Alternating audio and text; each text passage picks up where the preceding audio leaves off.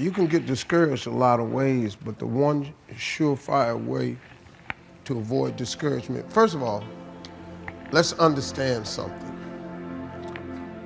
We're all participating in this thing called life, all of us.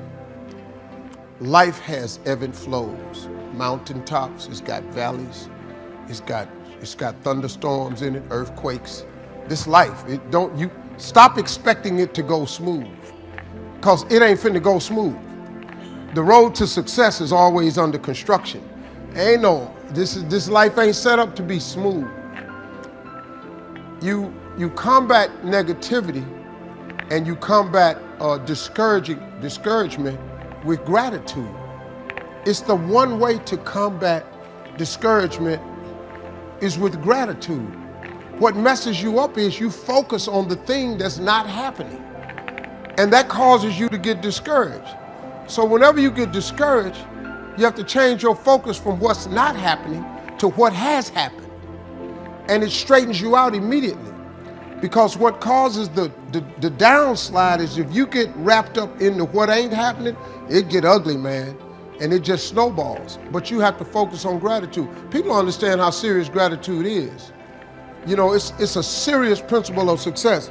It's hard to be miserable and grateful at the same time. I learned this at my mother's funeral, man, which was like the roughest. That week of my life was like chaotic, man. I thought I was gonna die. My mama passed, I was 40. I didn't do good, man. I thought I was crumbling. I really, man, I didn't know what that was, man. The most important person to me was gone. I was crushed. I thought I was gonna die. And at the funeral, my mother was a Sunday school teacher for 40 years. And I'm devastated. My mother's in a casket. That's just not the picture I ever wanted to see, right?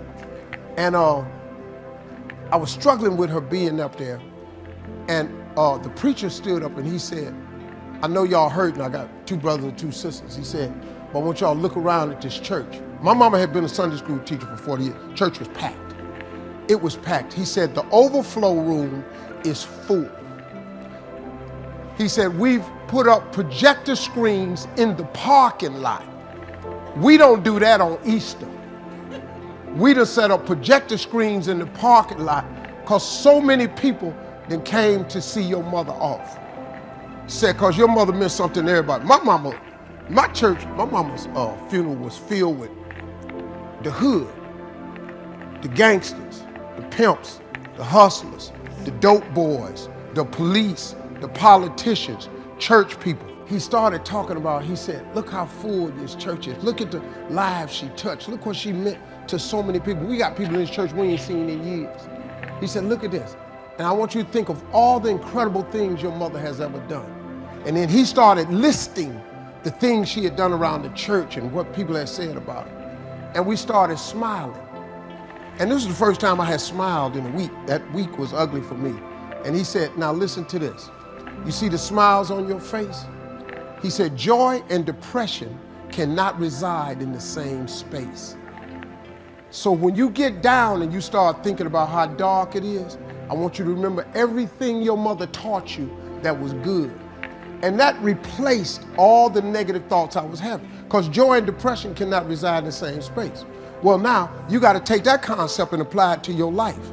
If joy and depression cannot reside in the same place, when you get depressed and you get discouraged, you got to replace it with joy. And what more joyous than gratitude? What has God done for you? Didn't you wake up today? Ain't you still breathing? Don't you have some measure of health? Ain't you working? You may not have the car you want, but don't you have a car? Ain't you eating groceries today? You ain't homeless. Now, when you start tripping and you get depressed, you got to go into yourself and come up with some gratitude. Once you get grateful, you can't be discouraged and grateful at the same time. You cannot do it. That's how you combat every single time. It happened to me the other day. I woke up, I just wasn't on the right side of the bed. Went downstairs and started doing my meditation. I pull out a list of everything I'm grateful for. By the time I got to the 13th thing, I thank God for 75 things every morning. By the time I got to 13, I was fine. Because guess what? I'm alive, I'm breathing, I'm healthy, I'm finna go do a job. I tell jokes. They finna pay me. Lord, they finna pay me. My grandkids is healthy. My children is healthy. They ain't calling me asking me for nothing. They did at 10, but at 8, they didn't want nothing. I just started feeling, that's how you do it.